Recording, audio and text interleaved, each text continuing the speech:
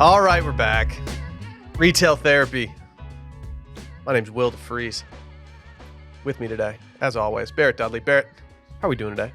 We're doing all right, just wrapping up this first week in November where we had some nice crisp weather. Today it's warming up a little bit. Dressing weather, I'd say. Dressing weather, it has been. I think we're going to talk about that in a little bit. But I've also had a nice last couple of days because I've been listening to 1989, Taylor's version. Don't know if you've heard about that. I have. And it'd been a while since I re-listened to that album. It was always up there for me, I had long considered it my favorite, as many people do. But I'm a huge Midnights fan. Really? Huge like Midnights it rivals fan. 1989 for you? Well, so listening to 1989, I now understand why I like Midnights so much, because Midnight sounds a lot like 1989. It kind of does. Yeah. I think that was intentional. And I think so too. And I've not done my deep dive. I've not done my full-on research, as it were.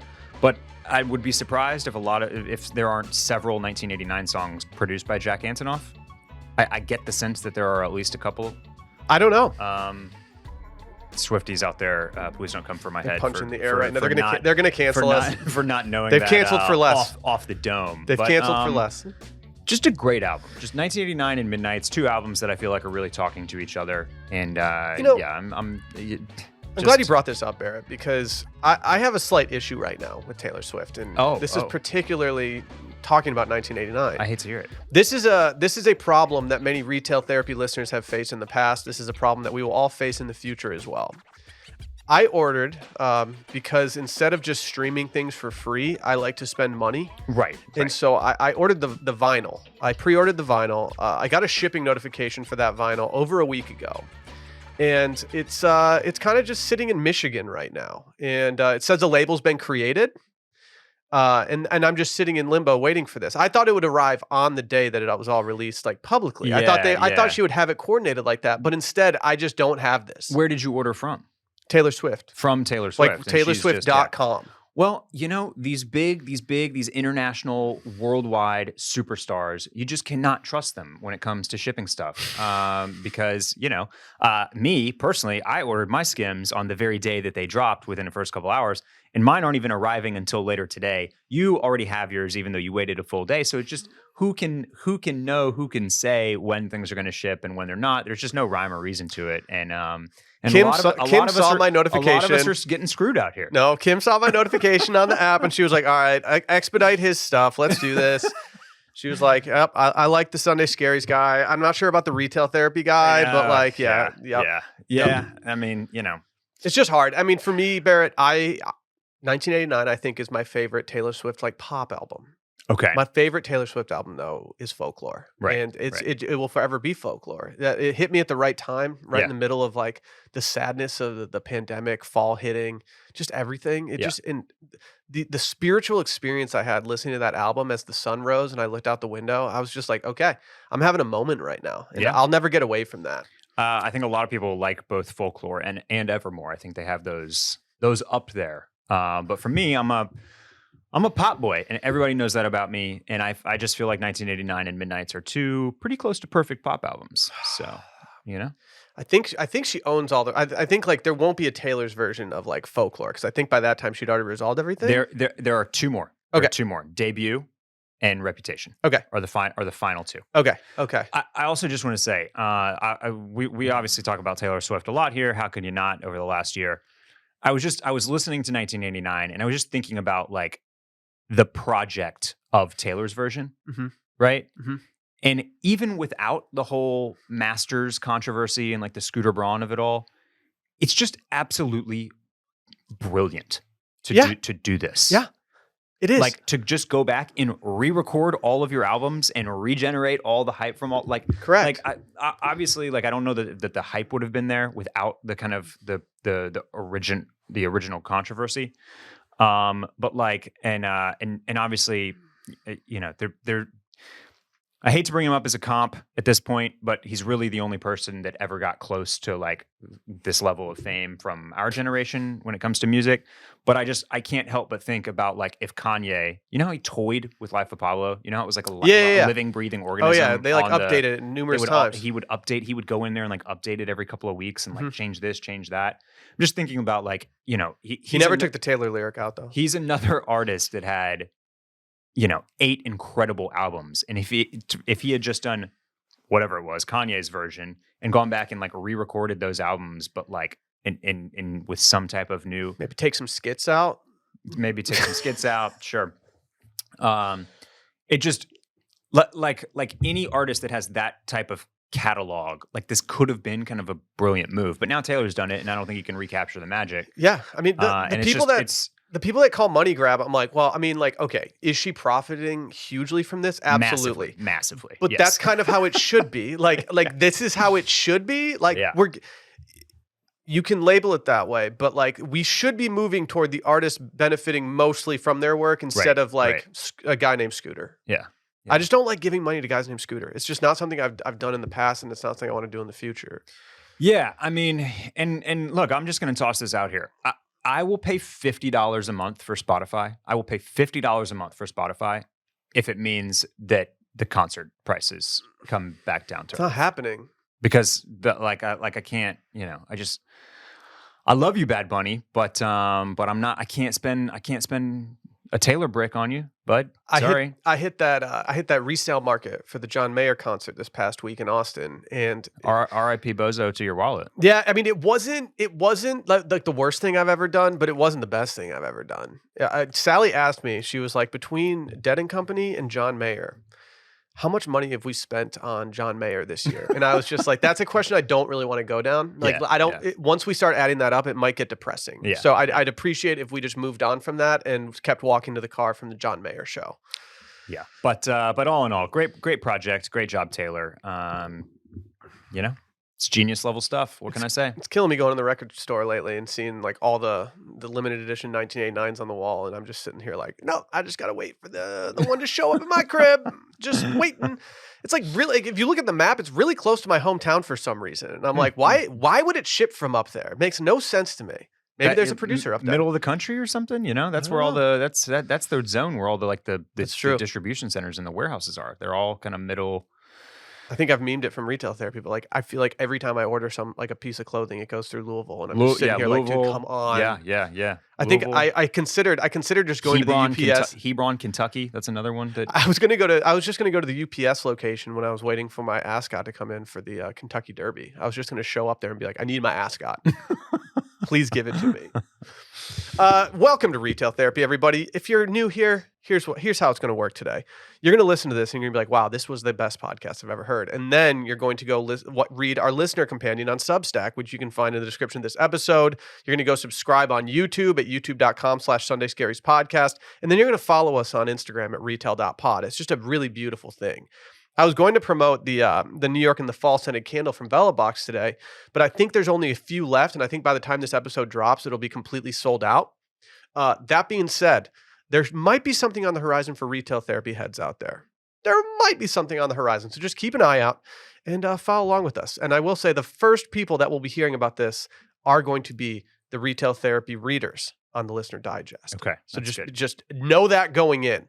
But before we get into today's content, let's talk about our friends over at Nutrafol. You don't have to choose between better hair growth and your health. There's a holistic solution for men that promotes both healthier hair and whole body wellness. You can get ahead of thinning hair with Nutrafol's whole body approach to hair growth. No drugs, no compromises. This stuff just straight up works. I have major concerns over my hairline lately. I never had them for a long time in my life, but no, I need some of this. As I inch closer and closer into my late 30s, it's just scaring me a little bit. And I will say that my wife, Sally, who's been on this podcast before, she's actually had a little bit of hair issues ever since pregnancy. and she's been on a Nutrafol game lately, and it's just been great. Nutrafol is the #1 dermatologist recommended hair growth supplement, clinically shown to improve your hair growth, thickness, and visible scalp coverage. Their hair growth nutraceuticals go beyond genetics to multi-target the root causes of thinning, including stress, hormones, nutrition, metabolism, aging, and lifestyle through whole body health. These are also physician formulated using natural medical grade ingredients, so Nutrafol's drug-free patent technology provides consistent, reliable results without compromising your sexual health. In a clinical study, men showed progressive improvement in their hair growth and thickness after 3 and 6 months, and they're trusted and recommended by over 3,000 top doctors. You too can grow thicker, healthier hair and support our show by going to Nutrafol.com and entering promo code SCARIES to save $10 off your first month's subscription. This offer is only available to U.S. customers for a limited time, plus free shipping on every order. Get $10 off at Nutrafol.com, spelled Nutrafol.com, promo code SCARIES. Barrett, it's been tough. Yeah, it's been a week. On Sunday last week, I got a phone call from my wife, and she said, it's happening. The cold front is coming in. I opened up the doors to our place. I started unloading the wood from the back of her car, and it was just straight up fire season. If you really took a good whiff of me right now, Barrett, you'd smell fireplace on me. Oh, yeah? Yeah, I smell smoky today. Okay. I smell a bit smoky. Because you've just been burning. Burning constantly, yeah. And then last night, knowing that it was probably our last opportunity to have a fire for a little bit, I burned all night, dude. Yeah. It was just all night. And so, we went from 90s to lows in the 30s. Are you chopping your own firewood out there? Hell no. From my apartment? Yeah. No, I don't think our condo would be very happy if we were doing that. You can't just walk out the back and just start chopping down. I guess I trees. could. I don't think anyone's going to stop me at this point. Like there's some, actually, I should probably be collecting some kindling out there from the park next door. It'd be a good place. You know what? You gotta, I don't know if you ever thought about this. Hey, let me give you business advice, Will. You did a Sunday Scaries podcast last year about like the charms of doing a fire. It's the best. You should just redrop that podcast. There's no reason to That's true. That's true. Just pop that thing back out there. Yeah, there is a special edition Sunday Scaries episode dropping today as well. Dynamic ads, Spotify get you taken care of. Anyways, yes, as you were saying, it was.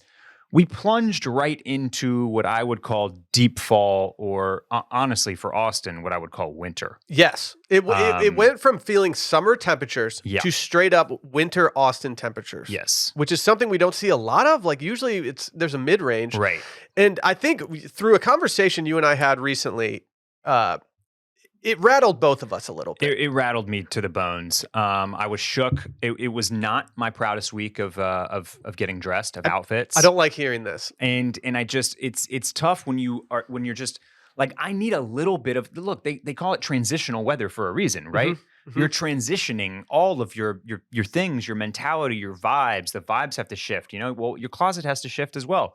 I have to shift. I have to get back to the jeans that I'm wearing today. First time I've worn these jeans in like 7 months. You know what I mean? And like there's fit migration, right? Like I cannot believe how narrow these jeans feel today. When at one point these were straight up baggy, right? And so like all of this, plus there's extra layering. I can't get away with just like a shirt and a light jacket.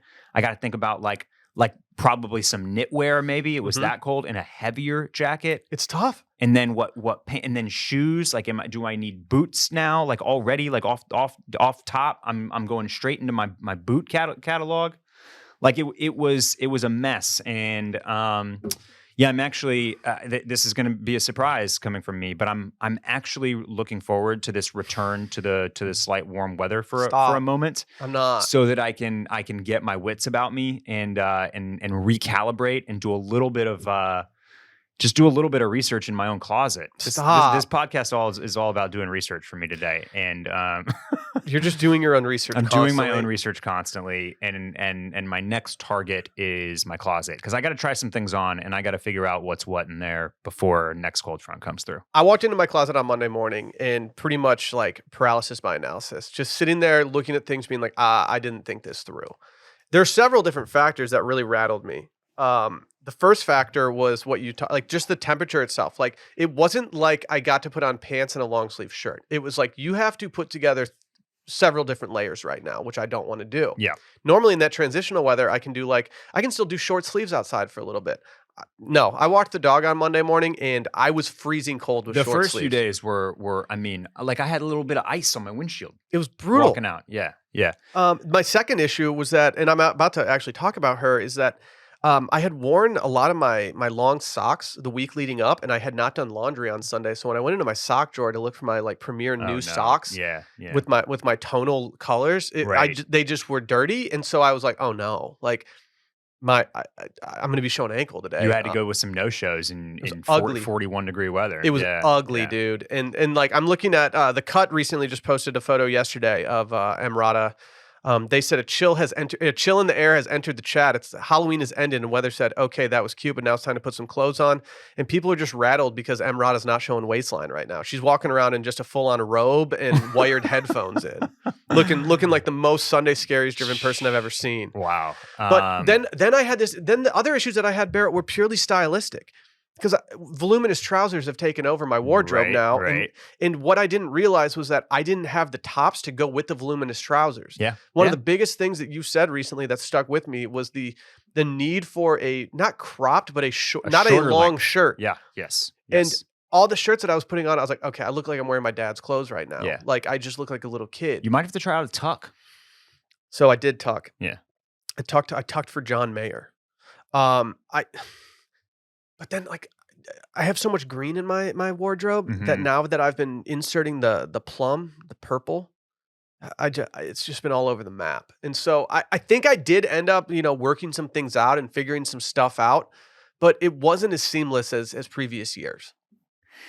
Yeah, yeah, and I do think that's. I think we've kind of it's two pronged, like we're saying. It was the severity of the initial cold front as well as the shifting vibes and the changing tides of what we're seeing in our wardrobes right now.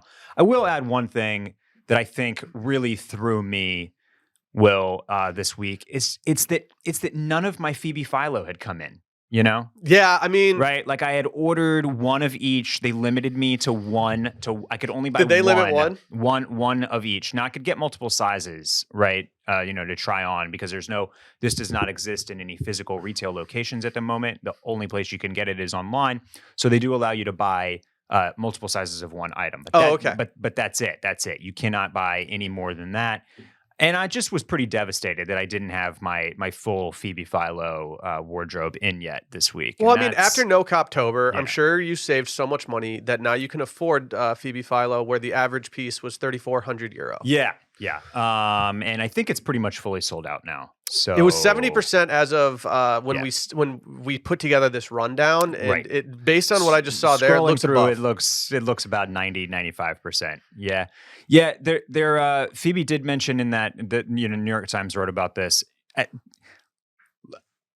One thing sticks out to me. If you're interested in the super high fashion stuff, you should go read the article. But like this idea that they are, that her explanation for why there's not very much of stuff is because, they wanted to like balance the desire with, being like green basically Mhm. with like the burden of production. Mm-hmm. And I'm like, come on, just say you're running a scarcity model. Yeah, Just tell us just that do you're it. just building. We know what you're doing. Right, We've all been there. It's Like a good model. yeah. I don't need it gussied up with some, Don't drag Mother Nature into this. Right. That you're like, oh, we're being careful on production because You're not being that careful. you're right. Like, no, you just want to sell out everything and generate a second. I want to see how much plastic. I want to secondary see how much market. plastic is in these boxes when they arrive. But yeah, we got the Phoebe Philo stuff out there. And I don't have any of it. Will, speaking of No Coptober, I hate to break this to you, but it might be No Spender as well. Stop! No spender. No spender's pretty good, actually. What was September?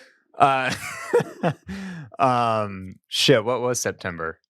No, No spend September. No Spend September. No spend September. No Coptober, and then no spend November. Or no spender.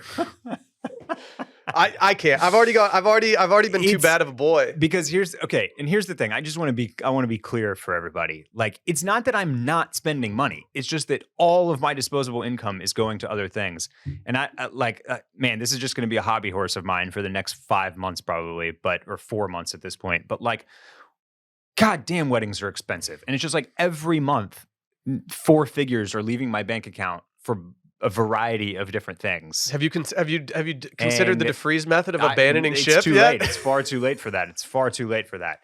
Yeah, unfortunately, your wedding date is the date that we abandoned ship and expedited to. So you can't expedite anymore. No, You're there. We're there. So it's just like,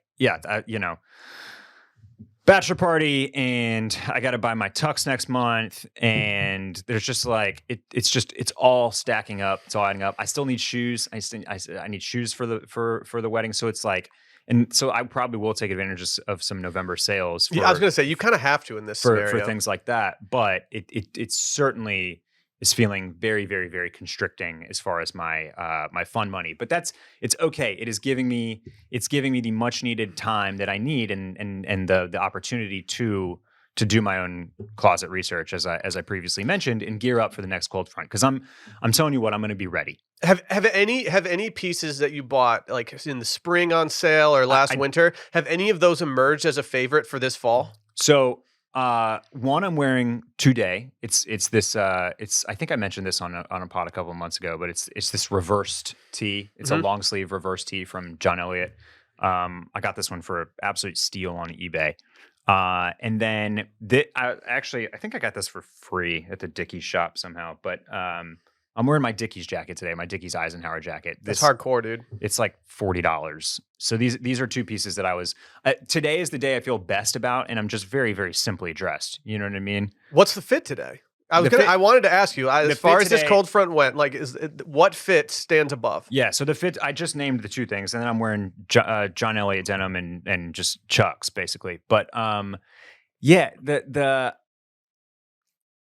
one problem I have before I answer the question, I think, is that, and I don't know if you do this, but like the cold weather strikes, and I'm looking at all my stuff, and instead of just immediately going to like the thing that I'm most excited to wear, I'm like, ooh, well, let me take a step back, and what about this thing? I should probably give this a wear first. Do you do that? Do you know what I mean? It's like a variation of the buying something and then saving it for something really special. Well, it's like the same brand of that, but it's like it's the weather version where I'm like, ooh, but that might be better for a different day where it's slightly different weather or some bullshit like that. I totally know what you're talking about. I almost did this the other night when I was getting dressed, and I almost holstered something, and I was like, Will, it's cold and you're going out. Like, just wear what you exactly want to wear instead of like trying to punt this to 3 days from now when it's not going to be as cold and you're not going to be able to do this.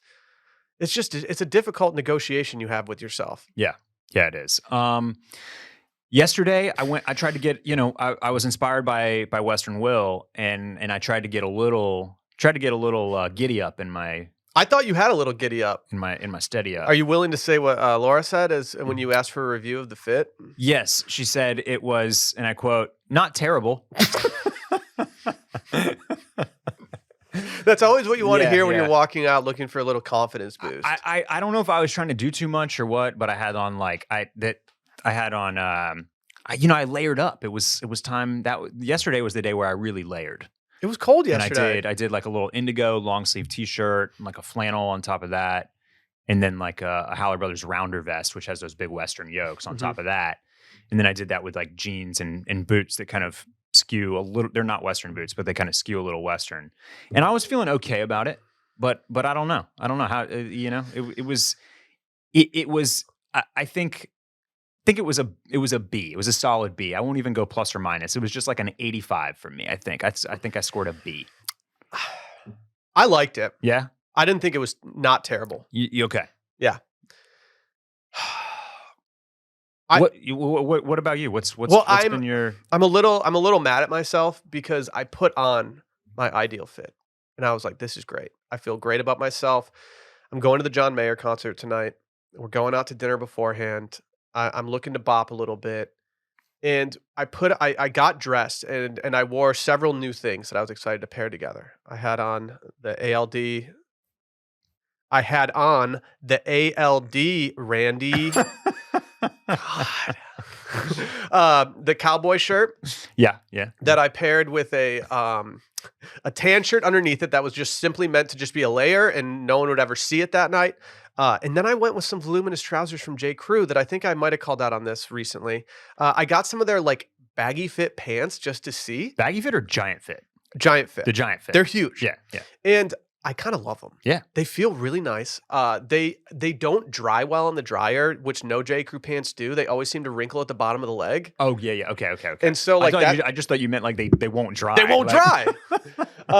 No, like they wrinkle at the bottom of the leg no matter like what temperature you try to dry them on. Yeah. But I paired those with some of the ALD socks that I got that I really liked that have really changed the way that I look at socks.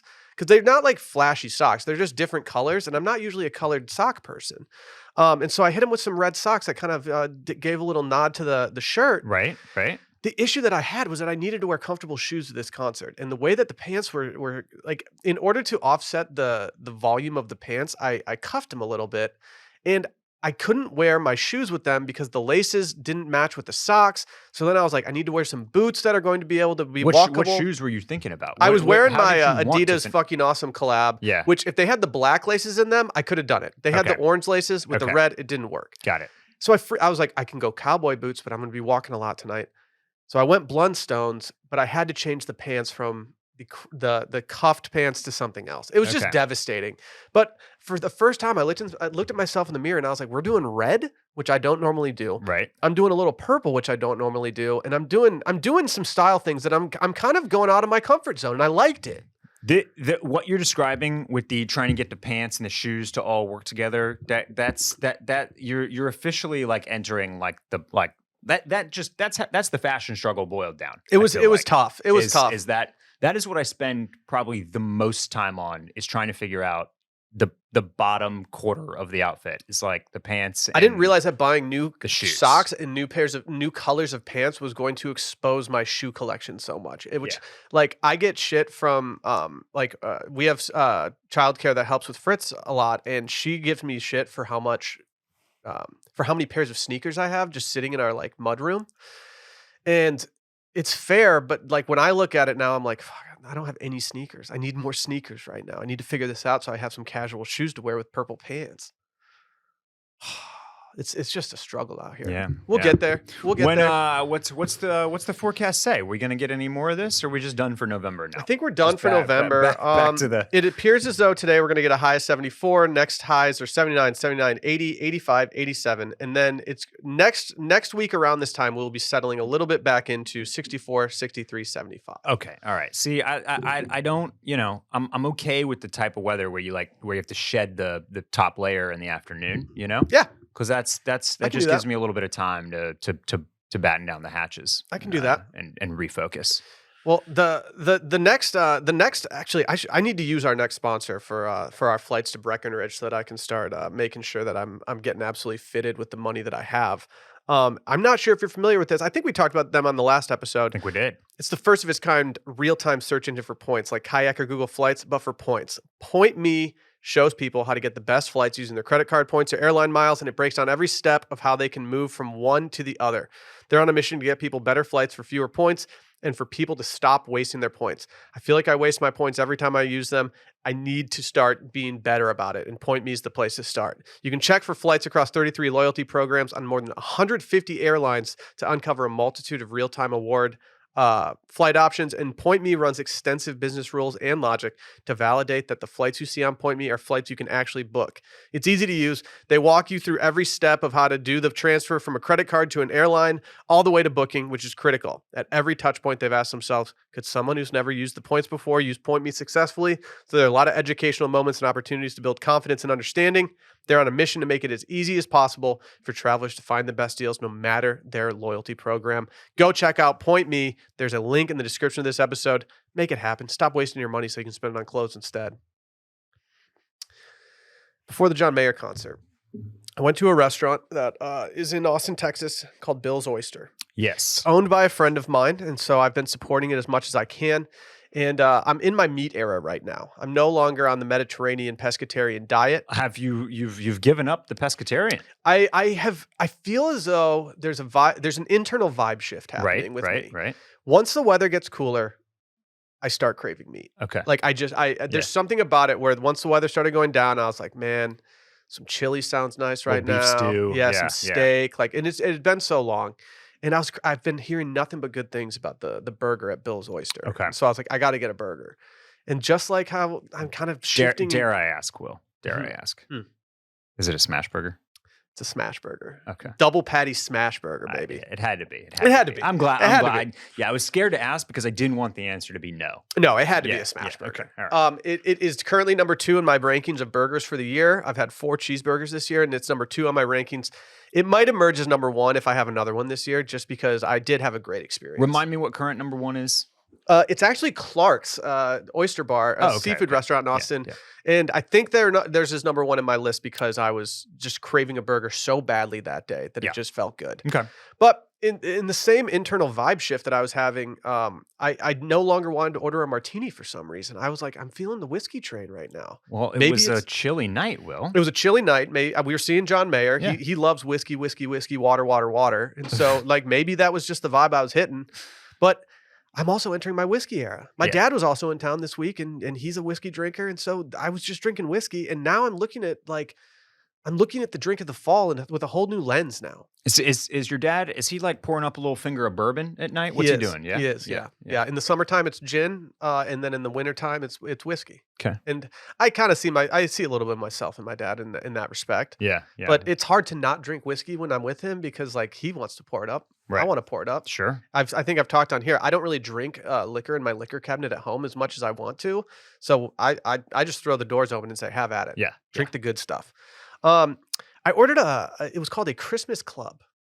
When I see the word Christmas in the name of a cocktail, I usually gravitate toward it, especially when I'm doing my research for Drink of the Fall. Mm-hmm, mm-hmm. And it was delightful. It was essentially just a Manhattan, which I don't usually drink Manhattans. I know that you said if you're drinking whiskey, you prefer it a Manhattan. Is this correct? That's my my whiskey / bourbon drink of choice. Yes, and it is also kind of like my de facto drink of the fall or default drink of the fall, I should say. Okay. Like when the weather turns and I'm out, I'm kind of like you were saying, like I kind of drop off the martini train, and that's my winter martini is a Manhattan basically.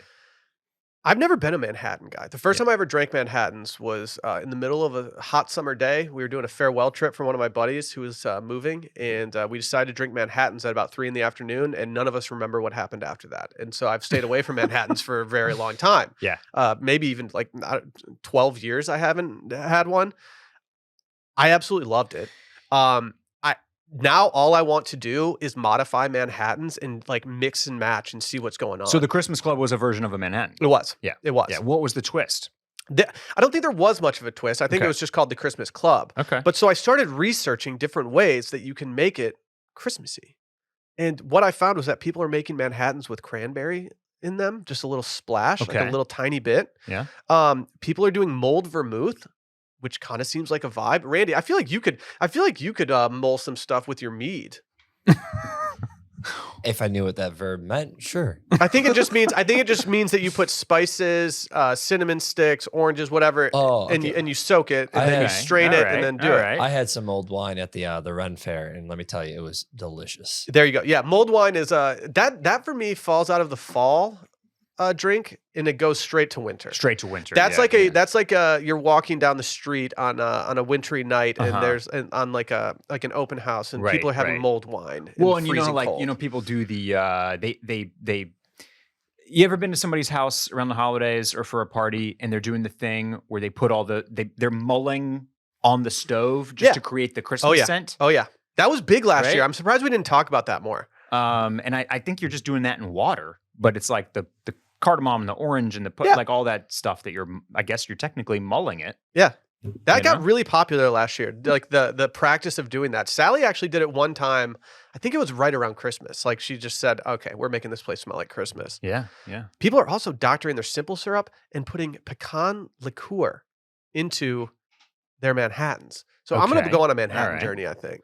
Well, that's interesting. I do like the sound of it, but one of the reasons why I prefer a Manhattan to an old fashioned is because there's no simple syrup in a Manhattan. Yeah. In a classic Manhattan, there's no addition. You don't get that extra added sugar, basically, which I'm happy to kind of pass up when I can. I'm glad you brought up old fashions because old fashions, I feel like if you're like a post grad and you're at like a cocktail bar and you look at the menu, I feel like so many guys just default to an old fashioned because it's a palatable way to drink like a strong whiskey drink. It definitely has a connotation for me.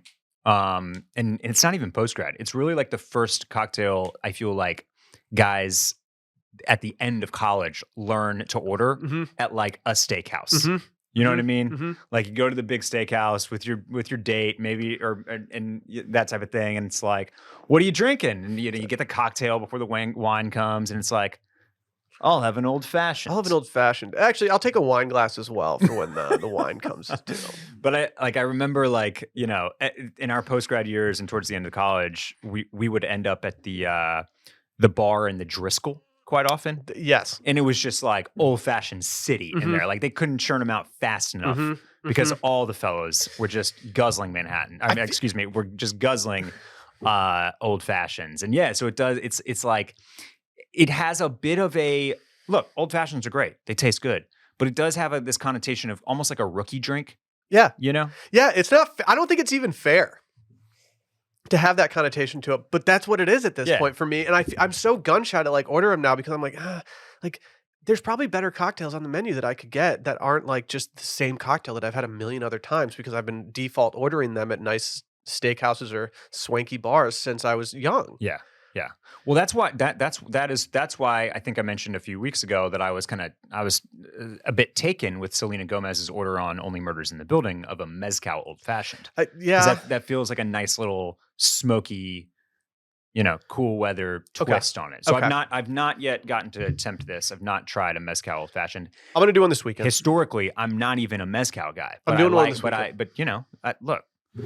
I might do one tonight. I'm going to say it again. Vibes can shift. I'm going to a steakhouse tonight, and I might order a mezcal old fashioned just to see what it's all about. Okay. All right. Okay. I'm gonna put on the list of early drink of the fall contenders, Manhattans / doctored Manhattans. Yeah. Yeah. I'm going to put on mezcal old fashions, and then I think we got to open it up to the listeners to throw us some cocktails. The thing is like.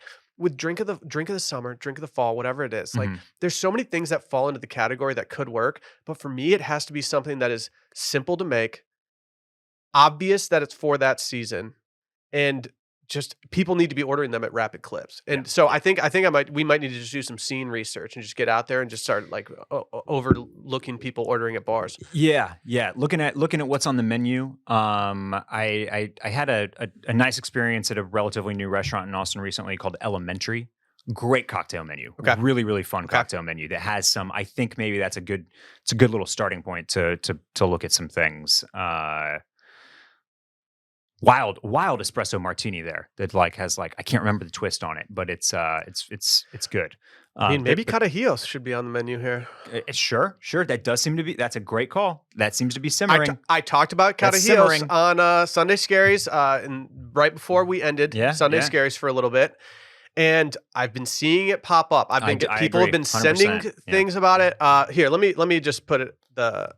It's Liquor 43. Liquor 43, yeah, and just espresso, I think. Yeah, espresso and Liquor 43. It's served on ice, and I have to say, it's delightful. Yeah.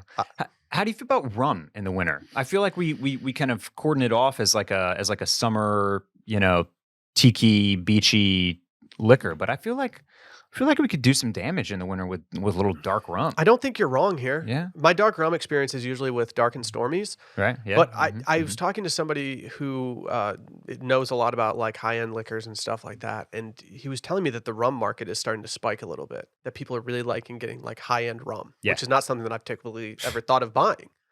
The only things I typically think of buying like expensive bottles of are like whiskey or scotch. Like with vodka or gin, I'm always just like whatever's mid-range that's not going to make someone like balk if they try to do it. We got research to do. Stay tuned for more. Yeah, we do. I think we might need to call this before Thanksgiving so that Thanksgiving can be off to the races. Wow. Okay. All right. I think I'm not sure how much opportunity I'm going to have to do research this weekend. I think it might be more of a beer weekend, but we are coming back around to that time. You know what it is? It's lager season. It is lager season. It's also Guinness season right now. Sure. But I bought a 6-pack of Peroni. It's actually meant to bring over to a little pizza party. But now I've just been drinking them myself, and I can't. There's a lot of Peronis, a lot of Stellas in my future. Is what I'm telling you. I like that you're riding for the lager train. Yeah. I like that. Can we talk about a new app that's popped up? I know you've been big on Threads. You've just always been on Threads. You're Always still on threading. Threads, well known that it's my favorite social media app. Yeah. Well, another one's popped up. It's number 2 in the App Store. Lapse. Have you downloaded this app or have you used this app? Have you heard of anyone using this app? Never heard of it until you put it on the rundown. Okay. So I saw some things bubbling up of people being like, why is this getting popular now? Like, didn't we know with Be Real that this would not work? Like, what's going on? Did you ever use Dispo? No. Dispo was an app that is essentially a disposable camera for your phone. And you would take a photo, like 1 photo a day with Dispo. You'd put it up there. You couldn't edit anything. You couldn't do anything. You couldn't take any photos from your camera roll and put it on there. And then Dispo kind of like fell off a little bit. And then I feel like Be Real came in and kind of took all Dispo's like charm. And now from my personal experience on Be Real, people just aren't being real enough these days. And now Lapse has come in and it says, I'll just read you from the New York Times article. It says, Lapse, a photo app with the tagline, friends, not followers. It had its launch in 2021, but after a release, it shot to number 2 in the United States App Store. Much like Dispo, Lapse encourages people to take pictures the way they did in analog days when disposable cameras were all the rage. Users snap photos and, quote, develop them in the app. When photos are ready several hours later, they can the takers can decide if they want to post them in their Lapse friends or archive them for private viewing. All photos posted on Lapse must be taken in the app and it cannot be altered in any way. There are no visible like counts. Instead, friends only react with emojis. Why don't you just buy a digital or a disposable camera? Like, I know it costs money to buy a disposable camera, but like, I feel like Instagram has been such a major player in the photo posting game. And now that people are just posting their analog photos on Instagram, like, I just feel like an app like this should not be popular with people unless you're like Gen Z and you don't have any money, or Gen Alpha or whatever it is. You can't afford a camera. Well, buying a disposable camera or doing like the little digital point and shoots, which also are kind of having a resurgence, still gives you the opportunity to doctor and edit, etc. True. Once you load them, do the whole thing, and then put them, naturally on Instagram, whereupon you're just like you're entering back into the the like fray. Basically, you're gunning for the likes and for this to be seen by the masses. So I kind of understand the intention of these upstart apps to bring us back to something smaller, basically. With this Times article kind of references old school Instagram, right? Like original Instagram. Original which Instagram was exclusively a photo sharing app. Yeah. I mean, I just could not get enough of the lo-fi filter. Everything I posted, lo-fi. Just everything lo-fi? Everything lo-fi. Remember the borders? The all, like, it was absolutely insane. Hindsight's 2020, but like, I would like to give myself a very big pat on the back for always, quote, removing border. I hated doing the borders for some reason, and I'm really glad that I can go back to my original photos and be like, I didn't do it. I didn't put the border up. Yeah. So like, I get the nostalgia and the desire to return to something a little bit simpler, a little bit less curated and edited and corporate, really, right? Because so much of what we see on Instagram now is just brands and advertising. And, same with like TikTok. Like TikTok is so product and brand heavy. Yeah. Same with Instagram. Instagram's the exact same way. I wouldn't know if Facebook is at this point because I only log in once a month. So like, I don't know, like this is telling me that I got to be invited to Lapse by somebody that already has it. Do you have it? No. If we have any squad members out there that want to get the retail therapy boys to skip the line, we'd really appreciate that. Well, I mean, how is it number 2 on the I don't know. On the I App don't Store know if you need an invite. But I don't know. Yeah, I'm down to try it. I think. Yeah, I like I enjoy the idea of this kind of like faux disposable camera. That's piquing my interest a little bit. So I could get behind something that's not so specific like Be Real was. Like, it has to be right now, and then it's gonna take like the front and the back photo, and like as a 36-year-old that spends most of his weekdays just working, it just and then like most of his evenings, It's all just cooking people and at sitting on the work. couch. Like what, That's what it is. That's all it is at this so point. what? For me. Why do I want that? Like I need a little bit more curation than that. How do you feel about hiding the like counts? Because I feel like there's something to hiding the like counts on Instagram that people are hiding that I don't really like identify with. I feel like even if you're hiding the like counts, you're still personally looking at how many. Like I always just assume the people that hide it are still looking at how many likes they get. Well, okay, or they're embarrassed that they're not getting enough likes to like. Information available? If you hide like count, you can still see the likes. I would assume you could. I don't know. Yeah, I truly have no idea. That is interesting. I kind of like. There's part of me that's like, I love when someone turns off the like counts, but there's also part of me that's like, man, is that person insecure? Like, are they doing this out of a place of insecurity? I don't want them to feel bad about not getting too many likes. Yeah, I'm more likely to like someone's photo if it says "and others" because I'm like, you know what? I'm gonna pile on here. I'm gonna hit them with this. Well, when you hide like count, that's all it says is it's like so and so and I know. others. So you're saying hiding like counts makes you? I feel the overthinker in me feels like the person that hides the like counts isn't doing it as like a social media statement. They're doing it because they're worried they're not getting enough likes. So I just mash that like button for them. I want the whole squad to eat. That's a beautiful photo, Barrett. First ever Instagram photo. You can see here. Speaking of, 0 likes on this. See, it's the first thing I ever posted. that's not a bad first photo though. Bordered and lo-fied to death, I might add. Yeah, bring me back, take me back. Okay, now you're forcing me to go down. Shouts to Vintage in Houston, by the way, where RIP Vintage in Houston, where I'm sure you spent an evening or two. Will, I don't know. That doesn't sound familiar. Do I need to go Vintage? Dude, someone asked me for Houston Rex the other day, and I was like, you don't want it from me anymore. Like I was in the scene 6 years ago in Houston. I can't speak to anything now. Number, Will? Wow. Dude, just a Jeep guy from the beginning. Dude, you're on your Jown shit early.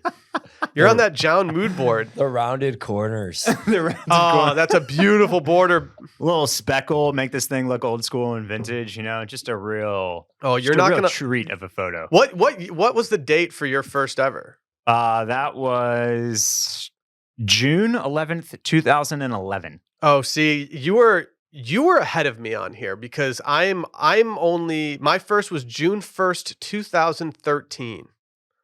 I'm texting you mine right now if you want to toss it on the screen. Okay. I am very happy with my first ever photo. While I cue this one up, I'm going to blow your mind with one that I took just a few weeks later here in June of 2011. I mean, this just took me back to like a version of my brain that I forgot existed. Like I feel like I can hear like early chain smokers happening. I feel like I'm clicking the like button on Tumblr. Like I feel like I'm on Hype FM trying to find the next cool playlist. This like brings me a lot of joy here. Yeah. All right. Let's see. Let's pull up Will's here. Do you not have iMessage on your lappy? I don't. Sorry. I'm not about that life. Yeah. I respect that. It's a huge waste of memory on your computer. It really tanks the performance. Here we go, and boom. Yeah. Are we happy with this first Instagram? Very happy. Beautiful scenescape here. I definitely used a stock filter for this, so I was not on my Visco grind yet. Yeah. Look, in 2013, just a couple years later, everybody's commenting and like. I know. Seeing 34 likes on that, I was pretty happy with that number compared to you getting 0. But you were an early mover. You shifted the vibe way too early. I don't know. If someone invites me to Lapse, I will make an account and I will download it. But I just don't see myself going all in on another app at this point. Yeah. I spend way too much time on Twitter and Instagram to like just have something else in the rotation. By the way, audio only listeners are punching air right now. So if you want to see all the beautiful Instagrams from over a decade ago that we just shared, you got to check us out on YouTube. Yeah, you have to. It's in the description of the episode, by the way. Yes. Okay. Wait. What did you just say? What are we talking about? I don't know. Yeah, another app. Yeah. The only thing, and like, look, some of this is we just have to live with, and it just is what it is. But like, are we our parents on Facebook now? Like, are we just like I think so. Clutching on to Instagram in a way that like all the Gen Zs and then alphas beneath them will just be like Instagram? Do you know what app Gen Z is using at like a rapid clip right now? It's Snapchat, because I saw it all over ACL. I would literally, I would look down and see a young person next to me, and 90% of the time they were on Snapchat. Apparently they're using, in addition to Snapchat is also as a correct answer. Apparently they're using Pinterest at a crazy clip too. Huh. Which I can't believe that.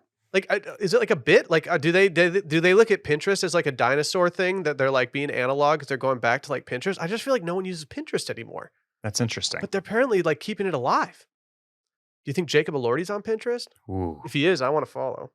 He's probably he probably is like on our burner account. Mm-hmm. You know, he's just pinning stuff. But I recently found a celebrity burner account. You'd never know it. I found a celebrity burner account. Okay. And I know it's a celebrity burner account. On Pinterest? No, on Instagram. Okay. I was on someone's profile and I went back and I was like, oh yeah, I forgot they're friends with this famous person. And then I clicked on the thing and they tagged the burner account. And I was like, oh, yep. And then I saw some +1s from certain celebrities out there that have like someone's wife was following, and I was like, oh yeah, this is definitely his burner. It's a funny name too. I'm gonna show you after. I don't want to expose them though, because that would be rude. We need to talk about Elordi real quick. Yeah. You sent. I don't know if you sent this. You posted this on the Instagram story for Retail Pod, right? I did. This one was I couldn't let it go. It had to be commented on in the moment because it was so relevant to some things we've been talking about.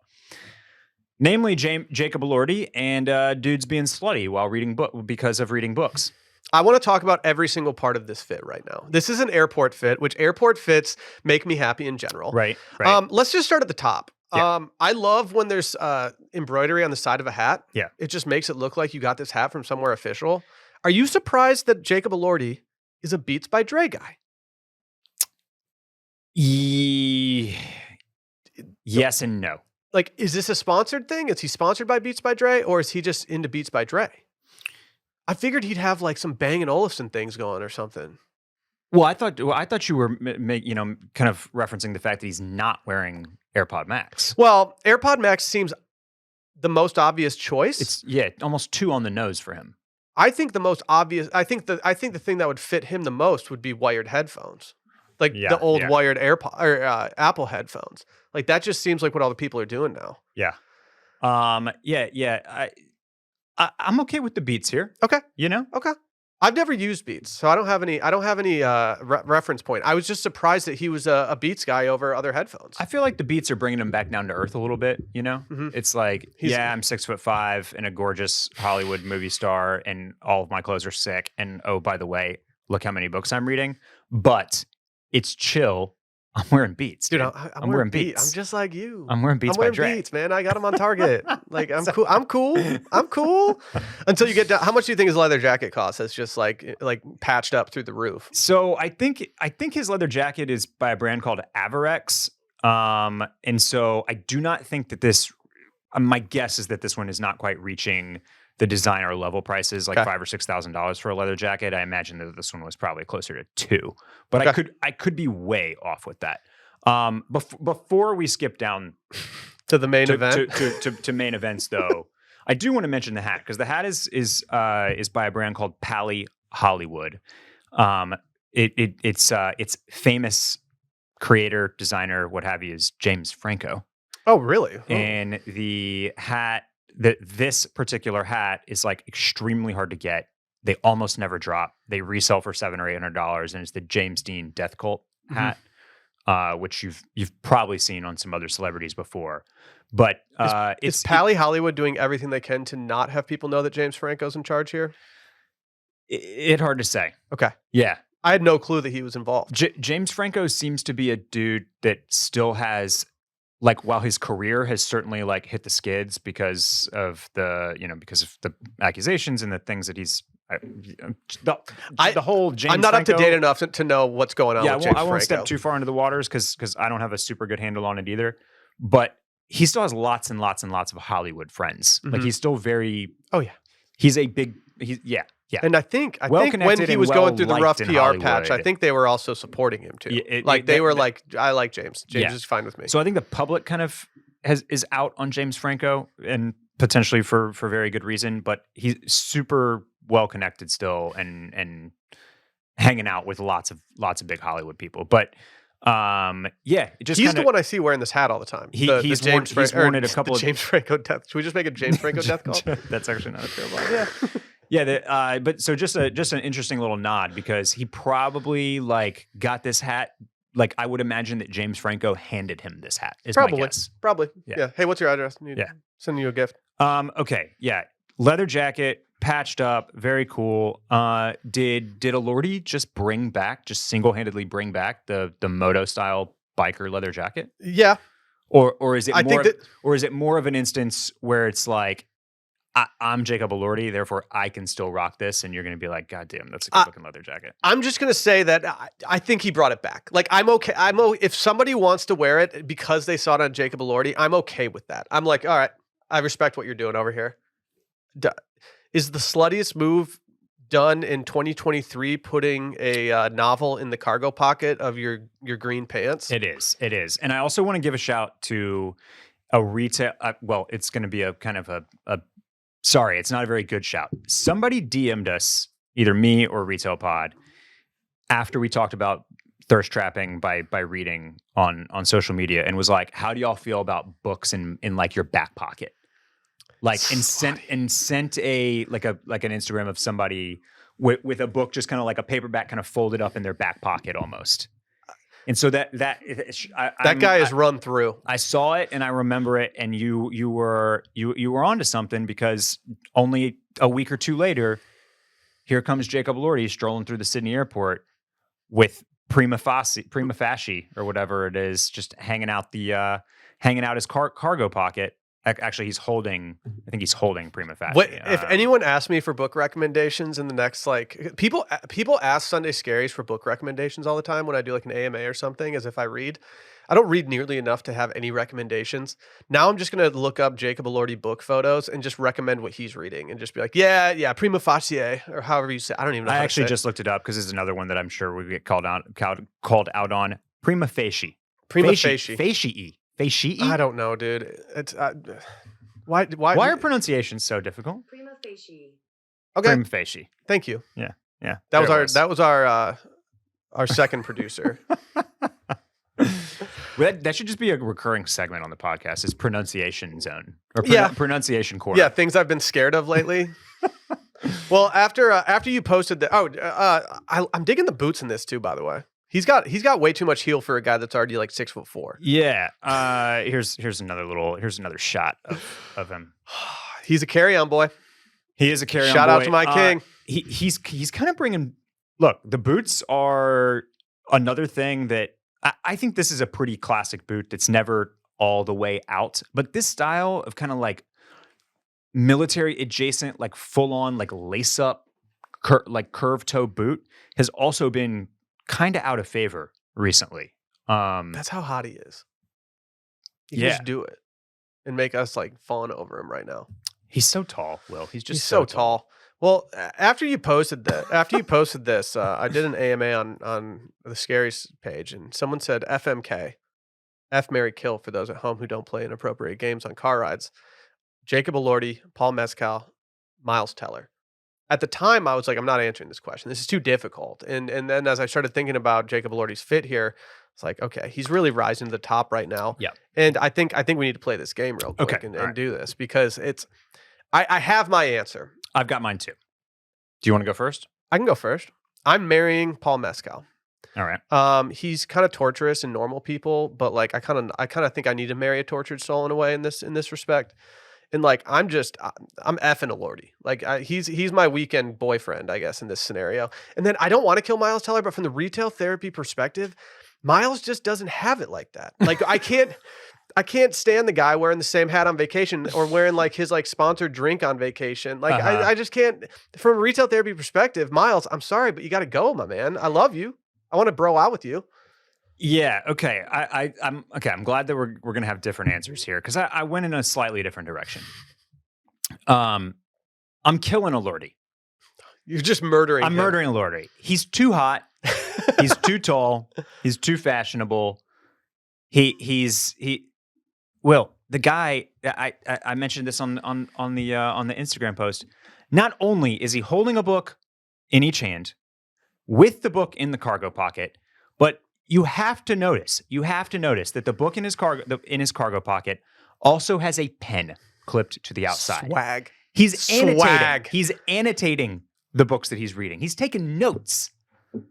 And maybe he's starring in a film based on the book that's in his pocket or something like that. So he's like doing research for a role or whatever. He doesn't research roles. But I don't think so. No, because based on what he said about his Elvis performance, when they asked him his inspiration for the Elvis performance and how like his exposure to Elvis, instead of like going full Austin Butler and not talking to his family for 4 years, instead he just said that he knew it from Lilo and Stitch, which Randy can confirm. Elvis plays a major player in that movie. Oh yeah, he's a big player. I mean, and as we just continue to break down this outfit, right? Like he's got the Rimowa suitcase, he's got the brand new millionaire bag, the Pharrell's Louis Vuitton, like first Louis Vuitton big time bag. Like I'm never. You're just in this guy's shadow, no matter what, right? He's just if like. Oh yeah, so like if you'd be the Travis Kelce to the Taylor Swift if right. you're with Elordi. You're never going to look good next to him. You're never going to be as fashionable. You're never going to have as many cool things. So it's just like he's just got to go. I'm marrying Miles Teller for all the reasons that you just said. He's just a salt of the earth guy. Yeah. You know? Yeah, it's remember true. the Bud Light commercial? Remember how nice of a time he's having with his wife? Just no, I don't remember the Bud Light commercial. Dancing around the couch, drinking Bud Lights while waiting for the phone people to I don't remember this commercial at all. You did not see the Miles Teller Bud Light It was commercial. set to dance with somebody. I in Houston. famously zone out during commercials. I can't recall a single popular commercial outside of Whopper from the last year. Okay. Well, just Google the Bud Light Hold commercial, and don't show Sally because she probably is going to be upset that you're not as cute and as fun. Okay, hold on. I've Miles seen Teller. screenshots from this commercial. I've at least seen screenshots. Shout out Kelly. But yeah, and like the fact that he's on vacation, just drinking long drinks and wearing crappy shoes, and his hat doesn't fit. That's just thanks, man. Like I'm gonna have a chance. I'm gonna have a little bit of an opportunity to shine, even though you're also very tall and good looking. It's true. You know what I mean? True. See, I was going at this from like a perspective of like they're like the person I marry is going to take care of me, not just me hanging out with them all the time. But like now that you're saying that, like I could go to dead concerts with Miles Teller for the rest of my life. That'd be enjoyable. Yeah. And I'm fucking Paul Mescal with that sexy ass earring and his little mullety haircut. Dude, did you see? People were loving his big quads. People were loving the teardrop quad drop on the TL this week. Yeah. What was his sweatshirt that people were liking too? Claro. Fuck. Clairo. Claro?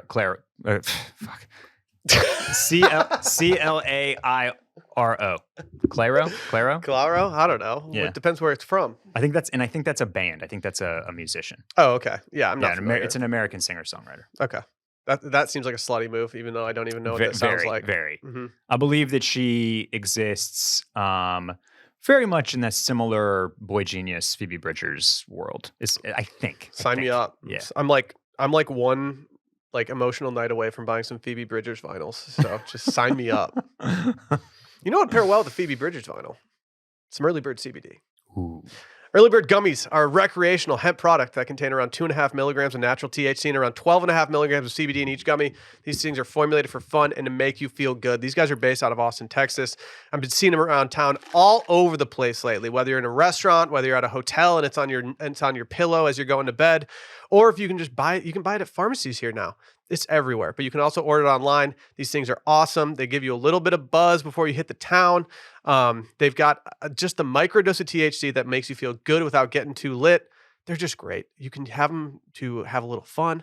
You can take them to wind down at night. You can take them right before you go to sleep, and I promise you'll have a good night's sleep if it's anything like mine. These guys are great. You can get 20% off of your first purchase with promo code WICKS at earlybirdcbd.com. That's WICKS, much like on your scented candle at earlybirdcbd.com. All right, before we get to wish list items, we got a couple things to talk about here. Okay. Let's start off with Canoe Club. Yes. Can we divulge what's happening here? Sure. Let's divulge. We're doing a little home and home next week with the Canoe Club guys. And they've kind of been all over my feed the last 24 hours. This has been a big popular drop from them. They didn't tell us about this, right? You might have known about this. They did. They did? They dropped a little hint about this. Yeah. Okay. Yeah. I had no idea what it was going to be, but they did mention that they were collaborating with Engineered Garments. I want. After seeing your Dickies coat today too, and seeing these in a similar vein, I'm like, okay. Nice little full get up, by the way. Do you know You want to go? You're gonna go matching. You're gonna go top and bottom matching on the blue or the black kit here. See what I want. I need something. I like that the jacket is like more of a cropped feel, so I can wear it with my voluminous trousers. Right. Because what the issue that I have right now is that all the jackets that I have are long and like almost pinch where the trousers trend voluminous. Yeah. And so like these jackets are like perfect for us. I'm sure we'll talk at length with them about this collaboration next week. But just keep an eye out for that. Keep an eye out for that. Indeed. Yeah. Maybe I will just go matching blue on blue. I'm out of my black on black era. I can't go with my Steve Jobs grind anymore. I've been trying to just splash color in my wardrobe as much as humanly possible. Yeah. I feel you on that, but I think I'm black here. I'm feeling the black. I think the black would fit better with my overall wardrobe. Yeah. But good stuff, and I'm looking forward to talking to them about this. some other stuff in the pipeline. We talked about it early in the episode. Yes, Barrett and I have our Skims orders are completed. One of us has gotten their order. The other one has not gotten their order. That's right. It's me. I've not gotten my order. I got mine last night. I tried them on before I put them in my hamper so I could get the first wash in. I don't want to wear them straight out. I don't know what's been in that Skims factory. That's an important thing to remember. When you buy underwear, you decide you're keeping them. You got to wash them first. I have some concerns. Uh-oh. Maybe I had too high of a expectation for these. Here. Maybe I could have sized up. I don't know if that would have helped the issues that I'm having. But my official review is that I don't think they're going to replace my traditional boxers. Wow. And I'm not happy about this. I was really looking forward to these. They've been talked about so many times. I will say that I got the 3-inch Onyx boxer briefs. You guys are 5-inch boys? No.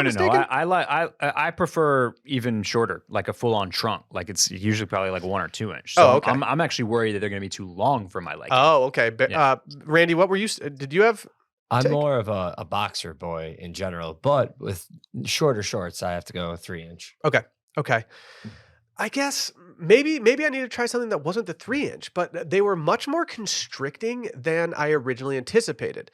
I don't know why I didn't think about this before they arrived, but like they are just cotton. Yeah. It's a nice cotton. It is a nice feeling cotton. Yeah. Out of the box, I was like, okay, we're in a good place now.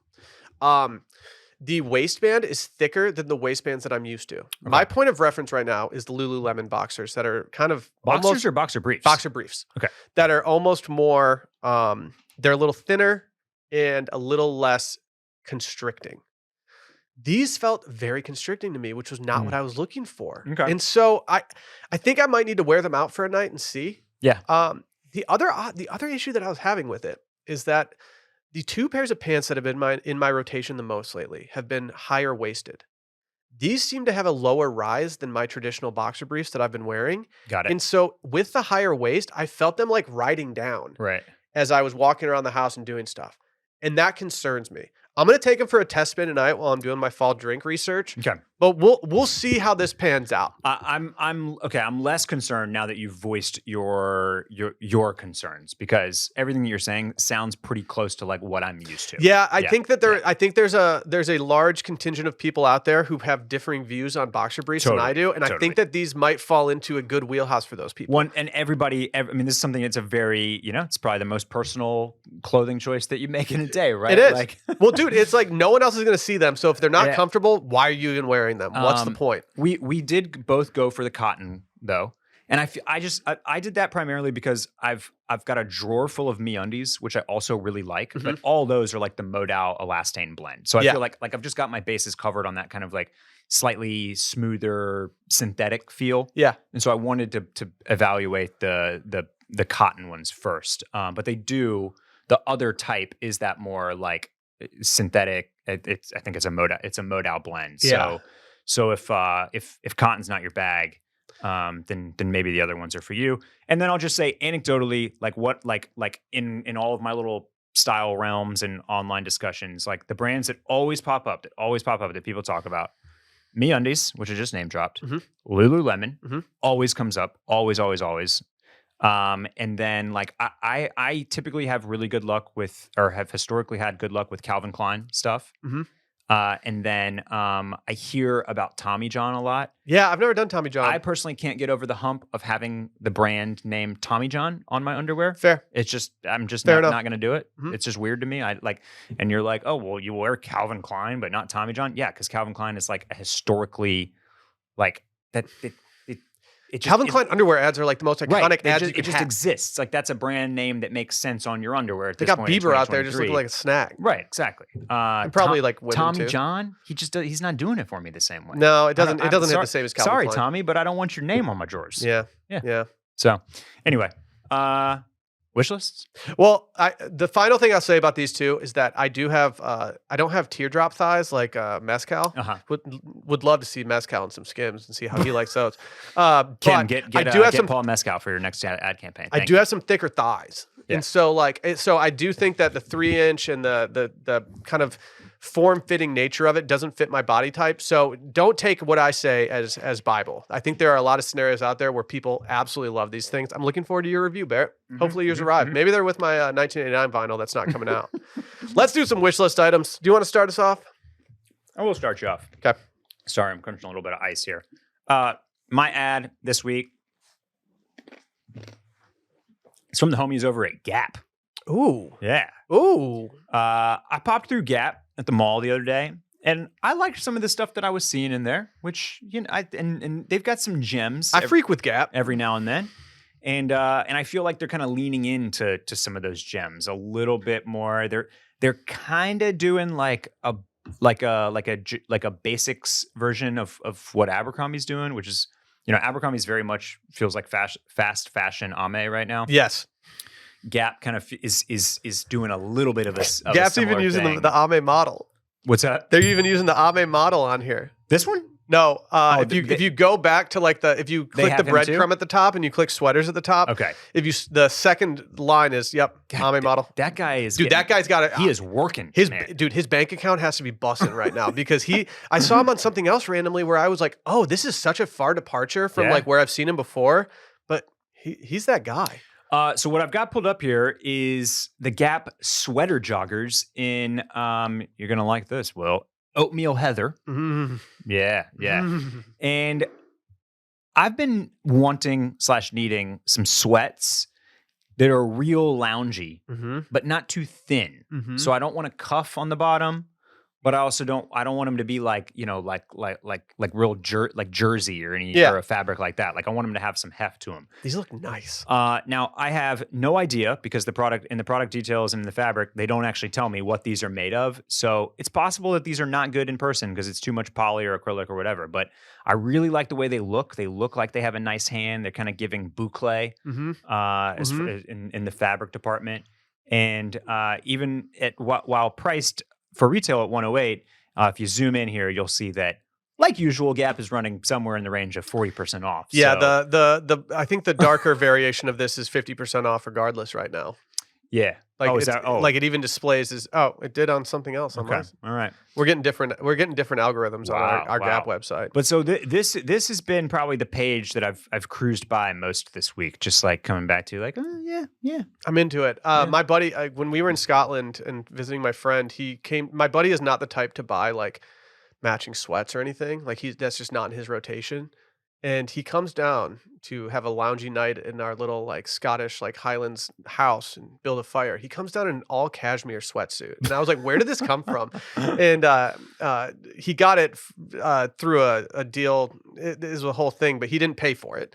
And he was like, "I love this stuff." Yeah. And I bought a cashmere hoodie last year, and they had matching pants with it. And my biggest regret is not just biting the bullet and getting the matching pants, because now, if I get those pants from some resale site, they're going to be more less weathered than the sweatshirt is. It's just not going to feel right. Yeah. And I don't want to spend resale prices for something like that. These, by the way, I don't think I ever said this, are called the sweater joggers, even though I wouldn't call them a jogger because they don't taper and They're not a jogger. cuff at They're the not leg. a jogger. But that's what they're called on the website, is the sweater joggers. I'm into it. Now you've got me. I'm going to end up scrolling Gap this afternoon, and that's okay. I'm going with something that I think we actually talked about during a segment, but this recently came up when I was scrolling through my save stuff, and I was like, why didn't I get that at the time? I don't even know if this is still available. It's probably not even still available, but I want it, and it's going to stay on my list just in case, someone in my life wants to go find one for resale around the Christmas season. This is the velour, not actually velour. It's The brand the velour. brand velour forest fleece jacket. It's reversible, which I don't know why. I've always liked reversible stuff. It's just kind of fun. I will probably never even use the inside, but there's just like a cool, I just like this. It goes with a lot of stuff that I've already bought this year. Yeah, this is dope. Something I exposed of my wardrobe when I was doing my closet research, Barrett, is that I don't have a fleece right now. Okay, Sally's all right. commandeered all my old fleeces. My old fleeces are all Patagonias that I'm just kind of over at this point because I've been like literally wearing them for over 10 years. They're all so old and weathered. But I just kind of want something a little cool, and this looks cropped. It looks kind of nice. It looks kind of nice with it. I'm not even familiar with this brand velour. This is one of those things that popped up on my Discover feed, and I kept on getting hammered with it, and it's just happening. And so, yeah, I think if anything, We're available, baby. We are. And it by might need we, to I mean happen. the fleece jacket is available. He is him, and he is available. I used to justify buying like a new winter jacket, if not every year, every other year, just because that was a big purchase up in Michigan. That was a very utilitarian right. purpose. Because I don't have to do that anymore, now I'm like, should I just start allocating those funds toward like one fleece a year or one jacket a year that I can do? I don't want to spend $299 on a fleece, but maybe someone in my life does. What if I tell you that for $500 you can get both the jacket and the matching pants? Now you're in. Just know that if I get the jacket and the matching pants, that I will be at your bachelor party in Breckenridge wearing this everywhere. I might tuck a button-down shirt into these pants and wear it to dinner. Yeah, you could be crowned Drip King. Yeah. If you show up in the full fleece. Maybe global warming will give us a unseasonably warm January ski, and then we can I can just go fleece. Yeah, I can just go full fleece everything. Yeah. That's see. what that Randy Baby Gronk became the new Drip King, right? Did I get that right? Mhm. Yeah. Thank you. Okay. And I'm so old that like I didn't even like immediately go there. No, yeah. Know your meme, people. Shout out Baby Gronk though. So yeah, we'll see. Do we have anything else today? I think that's it. I think we're I'm good. spent. It's time to go get in my closet and continue to do my own research. We've got guests for the next 2 out of 3 episodes, and then we got our gift guide episode splitting those apart. Wow. So Wow. it's going to be a big November for the retail therapy heads Sure out is. there. All right, guys, we will see you on the other side. Have a great weekend.